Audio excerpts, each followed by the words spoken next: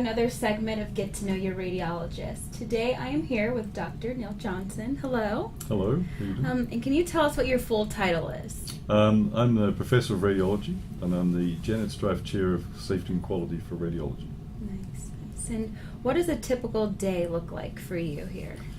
Well, these days I'm a full-time interventional radiologist, and Okay. that takes some explanation. So that radiologists in general, as you know, image and medical imaging from CT to ultrasound to MRI to X-rays.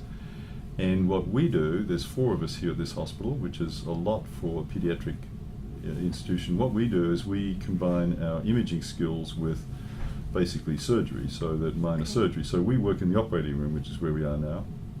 And so we use our CT and MR and ultrasound to guide our needles and drills and various things we do for patients to do biopsies and treat things. We can give you some examples later, but we work in an operating room environment doing, through small incisions, what used to be done through big incisions by surgeons. We work with the surgeons on many cases and stuff like that. So my typical day is there's about 40 to 50% of our cases are scheduled. In other words, we know they're coming in for routine type procedures like joint injections and things like that. But about half of our work is unpredictable. It's a surgeon may walk by and say, I've just rounded on my patient, and the patient, we took his appendix out a week ago and now they have an abscess. We'd like you to drain the abscess. So we specialize, we get used to not having total control of our time, and we might think we'd get out at 5 o'clock and then we're here till 10 or 11 o'clock at night doing stuff, and there's other days where it's quiet.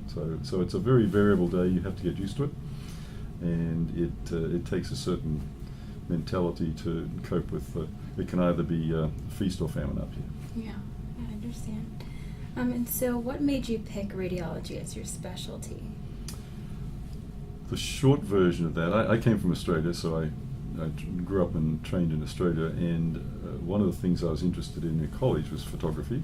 Okay. And I've always wanted to do medicine since I was about 15, and I'm also an amateur mechanic with motorcycles and now with a little aeroplane. So I'm a mechanical type person. I grew up in a mechanical with a mechanical brother, so it combined, radiology seemed to be the best combination of both visual, spatial skills we had with the, it's an exciting field. It's a diagnostic field. In other words, we see the patients at the very beginning, and it's a puzzle. They may have all sorts of strange things going on, and we help them, part of the team, to diagnose it, and then we move on to the next. So it's an exciting sort of intellectually challenging thing, and as often is the case in medical specialty, there's some key event, and the key event for me was 1976, when I was a final year medical student in Melbourne, and I was on the neurology rotation, and we had a patient come in with some symptoms and signs that he probably had a brain tumour.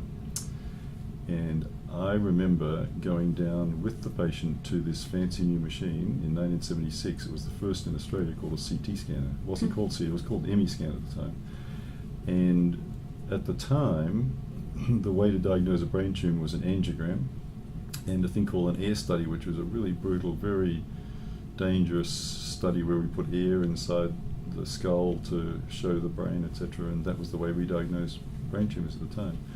And this CT scan was just magic. The patient just lay in the scanner, the thing whirred, and the X-ray machine moved around it, and then about half an hour later we had pictures inside his brain and you could see the brain tumour. So I thought that was pretty cool, and combining my interest in computers at the time, which I had, mechanical things, visual, I thought that was just amazing that we could diagnose and see a tumour inside the head of a human being with nothing touching them.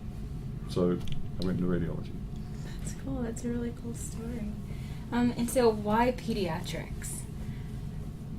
Why kids?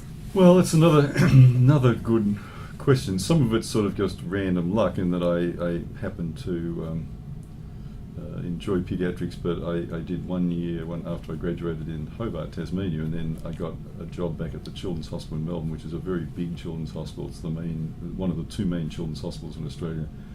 It's almost as big as here, and I got one of the jobs that was very competitive. I happened to get a job there, and so I went in there and enjoyed pediatrics. But as time goes on, I did a pediatric sort of residency. But as time went on, Pediatrics is a great specialty because you're dealing with kids. There are some risks in that if things go wrong or get misdiagnosed, the kid can, the child can have those consequences for life. But on the other hand, if you intervene and help and fix things or get someone over an illness, then they have their life ahead of them. It's a young, new life ahead of them. Whereas, although care of the elderly and middle-aged, which I'm pushing along towards that, is becoming increasingly important for me personally, I find it much more satisfying to help a kid, say, with bone cancer, and I do most of the biopsies around here when they first come in, to help the family through this traumatic time. And then I see them for years later. They come back every year in the cafeteria and say hi. It's a great feeling, compared with the adult work, where sometimes in the adult world the diseases the adults have are sort of self-imposed. That's never the case in children. Children are really innocent people who just, they get sick and we try and help them. So it's greatly satisfying.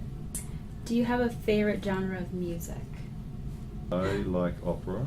Really? I was trained in classical piano.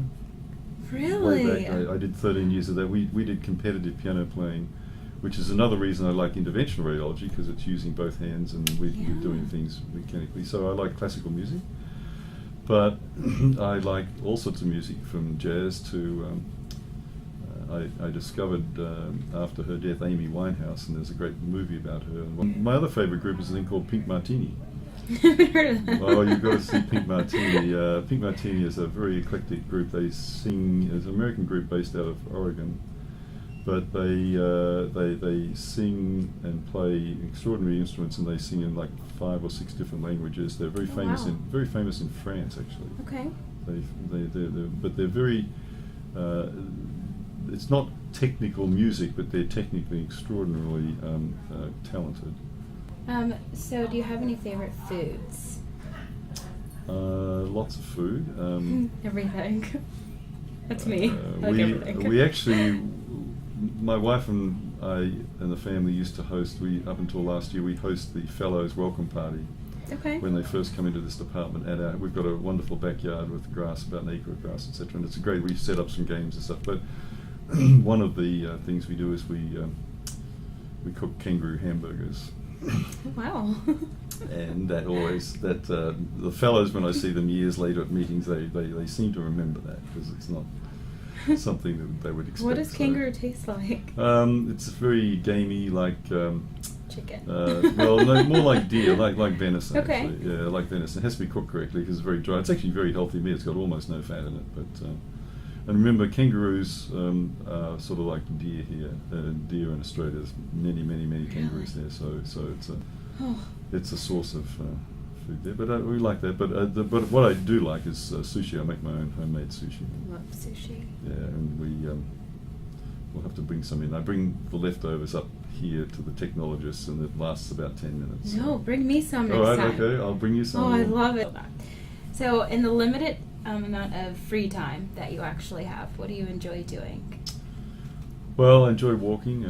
My wife's a big outdoors sort of walking person, but I do a lot of reading. But I also spend a lot of time. I do a little flying. I own a little airplane.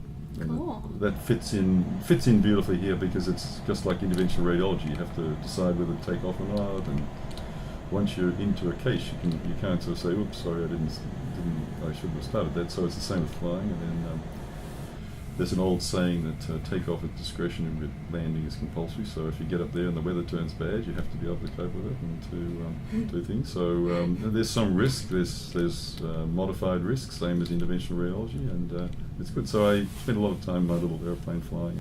Well, thank you so much for sitting down with me and you're welcome. Sharing some cool stories. I love that one about the CT back in 1976. 76 in Melbourne. I can tell you, December the 11th. December 11th. Because it probably blew your mind to see this. It was something. Technology is an amazing thing. Yes. And thank all of you for tuning in to Get to Know Your Radiologist. I'm Sparkle, and I'll see you next time.